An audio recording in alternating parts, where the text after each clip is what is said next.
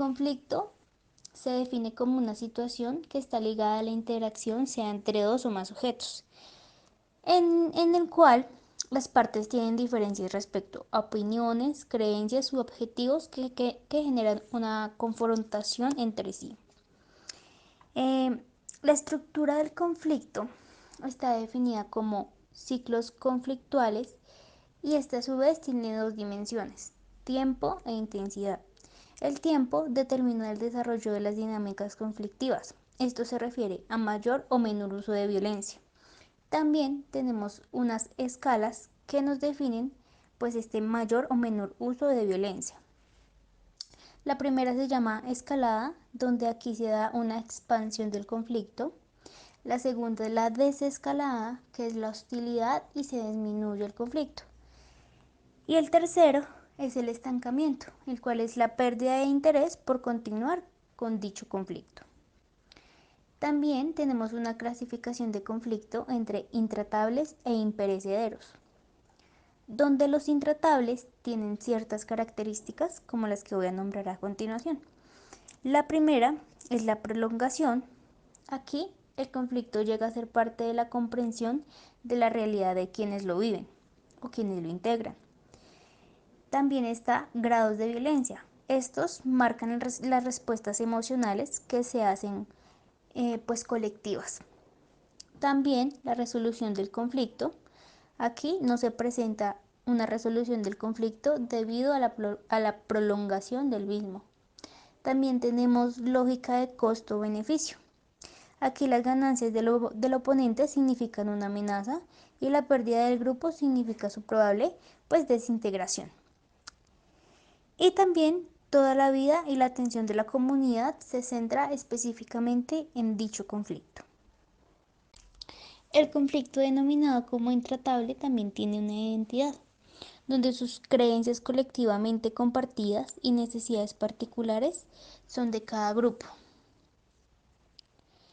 En este se presenta pues que durante el conflicto se generan mecanismos autogenerados para sobrevivir a la tensión del grupo y las emociones negativas.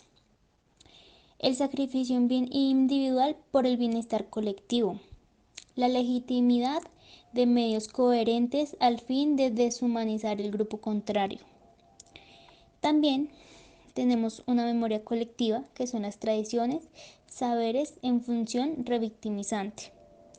También se presenta la emocionalidad colectiva, que es la predisposición del grupo y al cómo reaccionar ante ciertas situaciones.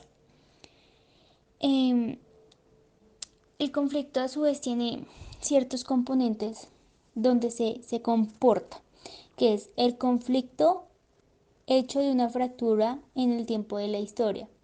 A esto se le suma la identidad, que es la emoción colectiva que predispone a los grupos a ver al otro como culpable. También se le suma la supervivencia, que son las respuestas adaptativas en función al conflicto. Todo esto anteriormente mencionado es el conjunto del conflicto intratable. Y en su definición. También debemos tener en cuenta la morfología. Aquí la violencia toma rumbo de acuerdo a las condiciones del contexto.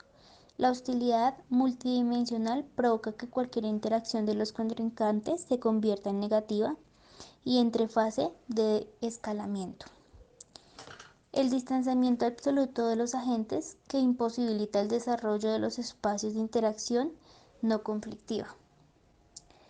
Aparte de este tipo de conflicto también tenemos el imperecedero. Aquí hay una institucionalización, que son las conductas que se habitúan por información sesgada que tramiten y se mantienen en las distintas redes sociales. También está la estabilización y es la alimentación constante de las narrativas de lucha y la emocionalidad negativa que componen la infraestructura psicosocial. Ahora bien, revisaremos de qué trata la no violencia. El concepto de no violencia trata de evitar hacer el mal a otras personas durante el transcurso de un conflicto. Aquí debemos entender que la negación no de otra negación de lo humano, que es la violencia. Esto porque la violencia en términos gandianos es una conducta contraria a la plenitud humana. Por tanto, la violencia niega lo humano y todas las formas de violencia. De esta acción no violenta se supondría un programa constructivo hacia una cultura de paz, que es el fin como tal de la no violencia. Este concepto de no violencia tiene unos principios. El primero de ellos es no matar.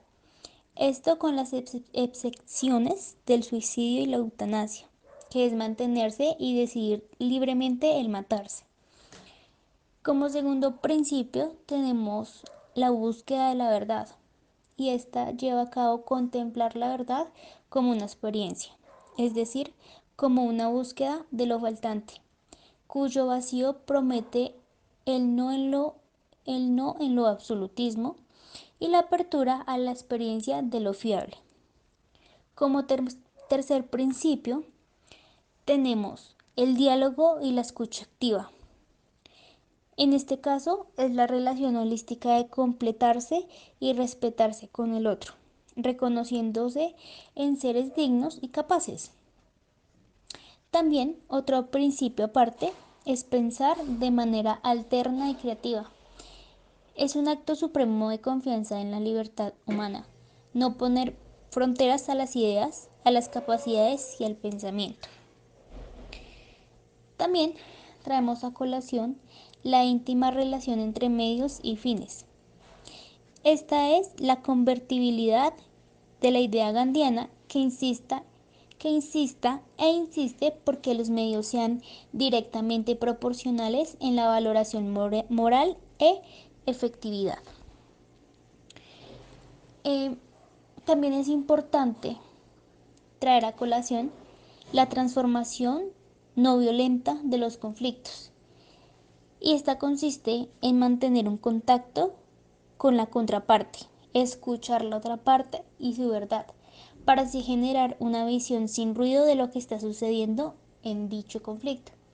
También es importante reconocer la base constructivista y reconocer que cada parte tiene un lugar en el cambio hacia la resolución bajo la no violencia.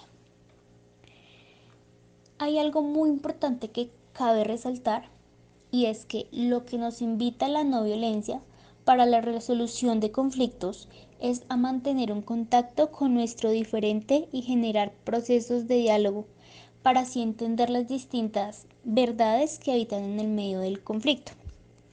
Para con ello reconocer en ellas los beneficios para ambas partes. Esto desde una postura de construcción con distintas miradas en coalición, entendiendo que cada parte es importante para la resolución del conflicto.